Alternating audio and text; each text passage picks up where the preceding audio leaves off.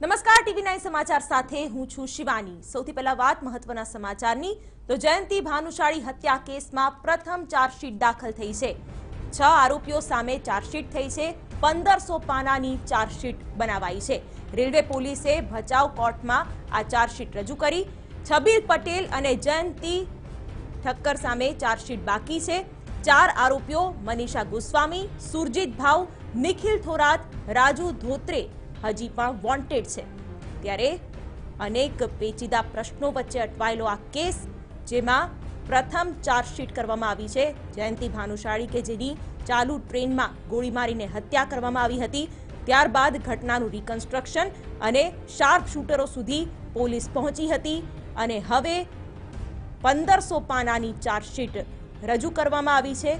6 આરોપીઓ સામે 1500 પાનાની આ ચાર્જશીટ।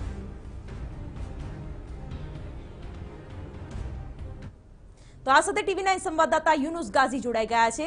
યુનુસ, 1500 પાનાની ચાર્જશીટ, હજુ પણ કેટલાક આરોપીઓ વોન્ટેડ છે। 6 આરોપીઓ સામે આ ચાર્જશીટમાં ઉલ્લેખ કરાયો છે। વધુ શું અપડેટ?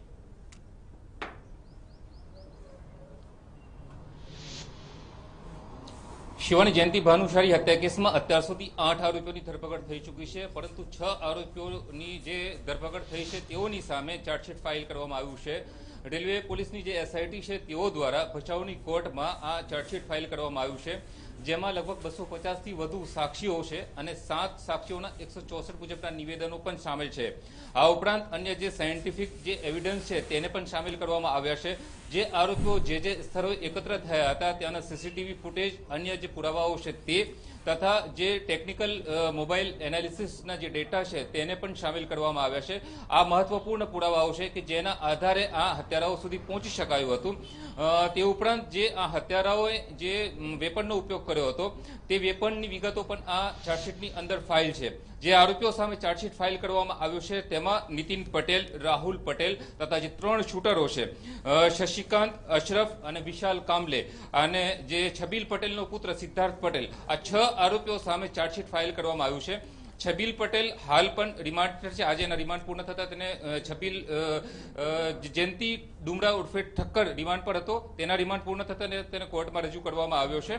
પરંતુ છબીલ પટેલના રિમાન્ડ પૂર્ણ થઈ ચૂક્યા છે અને તેની પૂછપરછ દરમિયાન અનેક મહત્વની વિગતો ખુલી હતી, તેનો પણ આ ચાર્જશીટની અંદર ઉલ્લેખ કરવામાં આવ્યો છે। જયંતી ભાનુશાળીની હત્યા કેમ કરવામાં આવી હતી, કાવતરું ક્યાં રચવામાં આવ્યું હતું, કોના દ્વારા રચવામાં આવ્યું હતું અને કાવતરાને અંજામ કોના દ્વારા આપવામાં આવ્યો હતો, તે તમામ વિગતો સામેલ છે। મહત્વની બાબત છે કે મનીષા ગોસ્વામી અને જે જયંતી ભાનુશાળી વચ્ચે જે વિવાદ શરૂ થયો હતો તે સાથે જ આ હત્યાનો કાવતરું ઘડાવવાની પણ શરૂઆત થઈ હતી। સમગ્ર જે હત્યાનું કાવતરું હતું તેના મુખ્ય સૂત્રધાર તરીકે છબીલ પટેલને રજૂ કરવામાં આવ્યા છે, પરંતુ તેની પાછળ જે જયંતી ડુમરા ઉર્ફે જયંતી ઠક્કર કે જે આ કેસમાં છેલ્લી અને 8મી ધરપકડ કરવામાં આવી છે તે પણ આ સમગ્ર કેસની અંદર કાવતરામાં પડદા પાછળની ભૂમિકામાં સામેલ હતો। જે સીડીકાંડ હતો, સીડીકાંડને કારણે જે પૈસાની લેવડ દેવડ કરવામાં આવી કે પૈસાની લેવડ દેવડ નહીં થઈ, જેને કારણે મનીષા ગોસ્વામી અને જયંતી ભાનુશાળી વચ્ચે જે વિવાદો થયા તેને કારણે આ સમગ્ર હત્યાના કાવતરાને અંજામ આપવામાં આવ્યો। આ કેસની અંદર જે વોન્ટેડ આરોપીઓ દર્શાવવામાં આવ્યા છે તેમાં મનીષા ગોસ્વામી, સુરજીત ભાવ, નિખિલ થોરાટ તથા રાજુ ધોત્રેનો સમાવેશ થાય છે। આ ઉપરાંત અન્ય કેટલાક આરોપીઓની પણ સંડોવણી શક્ય છે અને આ જયંતી ડુમરા ઉર્ફે જયંતી ઠક્કરની પૂછપરછમાં અનેક મહત્વની વિગતો ખુલી છે। તેની વિગતોને આધારે હવે એસઆઈટી આગળની તપાસ કરી રહી છે અને આગામી દિવસોમાં અન્ય ધરપકડો થાય તેવી પણ શક્યતાઓ છે। મનીષા ગોસ્વામી અને સુરજીત ભાવનું પહેલાથી જ હત્યાના ષડયંત્રમાં સામેલગીરી હોવાની વિગતો સામે આવી રહી હતી, પરંતુ હજુ સુધી તે પોલીસની પકડમાં આવી નથી।